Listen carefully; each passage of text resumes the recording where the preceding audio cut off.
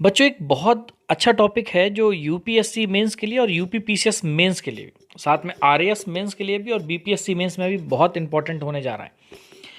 एक बड़ा सर्वे हुआ है, नेशनल क्राइम रिकॉर्ड ब्यूरो ने इसको जारी किया है। एनसीआरबी कहते हैं इसे, राष्ट्रीय अपराध रिकॉर्ड ब्यूरो।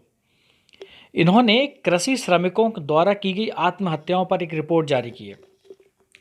वर्ष 2020 में कृषि श्रमिक आत्महत्या में लगभग 18% की ग्रोथ हुई है, वृद्धि हुई है, जो बहुत ही एक खराब आंकड़ा माना जाता है।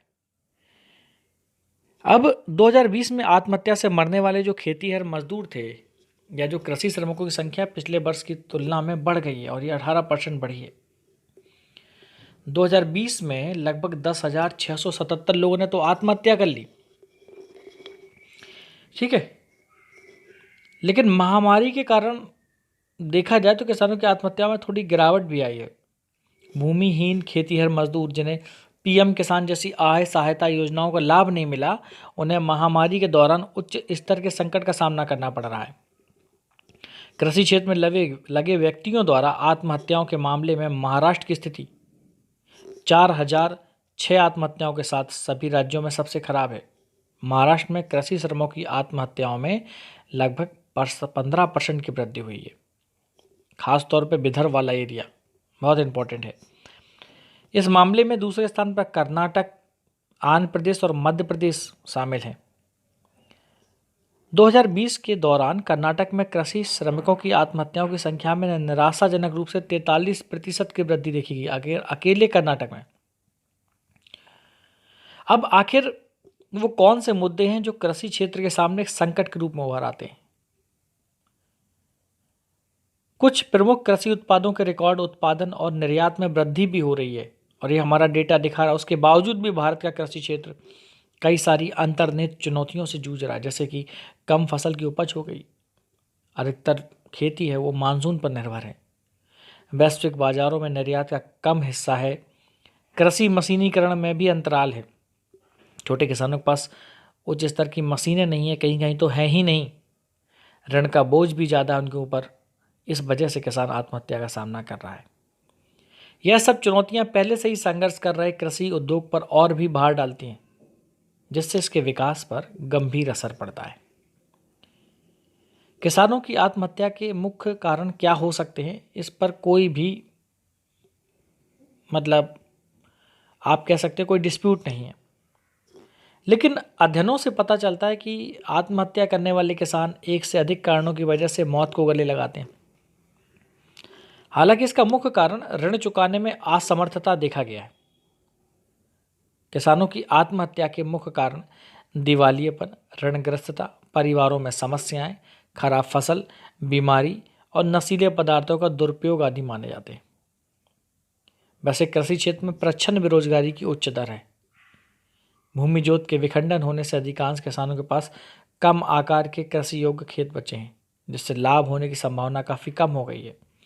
कृषि, सिंचाई और प्रौद्योगिकी या टेक्नोलॉजी तक उनकी पहुंच भी कम है। अब इससे क्या हुआ, इससे उनका जीवन बहुत दुष्कर हो जाता है। देश में हर 10वां किसान भूमिहीन है। किसानों द्वारा खेती के लिए प्राय किराए की भूमि का उपयोग किया जाता है, लेकिन भूमि पट्टा तंत्र की अपर्याप्तता के कारण उनके लिए कृषि उत्पादन बढ़ाना मुश्किल हो जाता है। सबसे ज़्यादा आत्महत्याएं कपास और गन्ना जैसी नकदी फसलों के क्षेत्र में हुई है। इन फसलों के लिए ऊंची लागत की ज़रूरत होती है, लेकिन पैदावार एक गैम्बलिंग की तरह होती है, एक जुआ होती है, जो कि निरंतर और अनुकूल उच्च उपज के सिद्धांत पर आधारित नहीं है। कई बार पैदावार प्रतिकूल भी हो जाती है और उसी से किसान कर्ज में डूबता चला जाता है। अगर 2-3 साल लगातार पैदावार प्रतिकूल हो जाए तो किसान का कर्ज से निकल पाना लगभग असंभव हो जाता है। भारत में सिंचाई की सुविधा कुल कृषि भूमि के आधे से कम क्षेत्र तक उपलब्ध है। इस तस्वीर में पिछले एक दशक से बहुत ज़्यादा परिवर्तन नहीं हुआ है। हमारे 60% से अधिक किसान वर्षा की विसंगतियों के लिए अति संवेदनशील हैं। वर्षा आधारित खेती की पैदावार आमतौर पर सिंचित कृषि भूमि के आधे से भी कम होती है।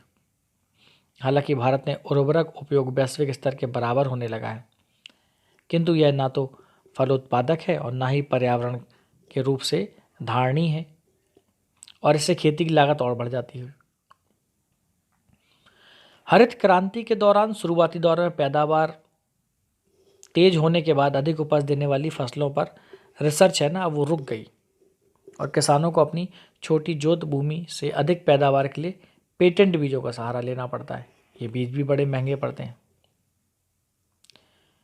हालांकि ई नेम जैसी पहल किसानों की उपज को सीधे बाजार के साथ एकीकृत करने में मदद कर रही है, लेकिन अभी भी बिचौलियों की भूमिका में कटौती की ज़रूरत है और उसमें अभी हम काफ़ी पीछे हैं।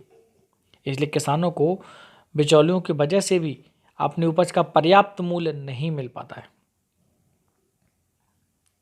एम.एस. स्वामीनाथन ने बहुत कुछ कहा था कृषि सुधार के संबंध में, तो आप लोग एम.एस. स्वामीनाथन की रिपोर्ट को सर्च करें इंटरनेट पर और वहाँ पर देखेंगे एम.एस. स्वामीनाथन आयोग की सिफारिशों को, थोड़ा सा आपको उसको देखना होगा। ठीक है, ये बहुत ज़रूरी है।